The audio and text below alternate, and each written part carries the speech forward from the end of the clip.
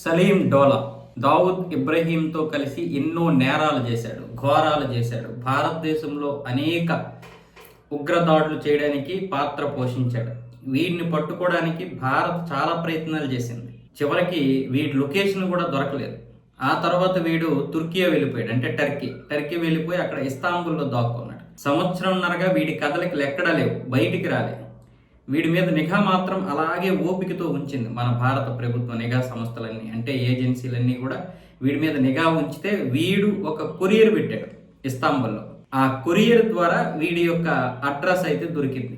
మొత్తానికి ఇస్తాంబుల్లో ఉన్నటువంటి మన ఏజెన్సీలు అక్కడ అలర్ట్ అయ్యాయి. ఆ లోకల్గా ఉన్నటువంటి పోలీసుల సహాయంతో వీడినైతే పట్టుకున్నాయి. అప్పటికీ కూడా ఈ తుర్కియా పోలీసులు వీడిని పట్టుకోవడానికి అనేక విధాలుగా ఇబ్బందులు పెట్టారు, అంటే సరైనటువంటి సపోర్ట్ చేయలేదు.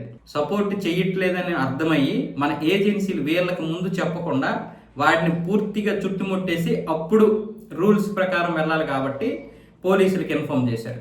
పోలీసులకు ఇన్ఫార్మ్ చేస్తే వాళ్ళు మళ్ళీ వీడికి ఫోన్ చేసి లేదా ఇంకెవరికైనా ఫోన్ చేసి వెంటనే వాడిని ఎటైనా వెళ్ళిపోమని చెప్తారు. కాబట్టి చుట్టుముట్టేసిన తర్వాత చెప్పడంతో వాళ్ళ ఆటలు సాగలేదు. చివరికి ఇస్తాంబుల్ పోలీసులు ఏమొచ్చేసి సపోర్ట్ చేయాల్సి వచ్చింది. వాడిని ఇప్పుడు అరెస్ట్ చేసినట్లుగా బయటకైతే వార్తలు వస్తున్నాయి. ఇంకా భారత్ అయితే తీసుకురాలేదు.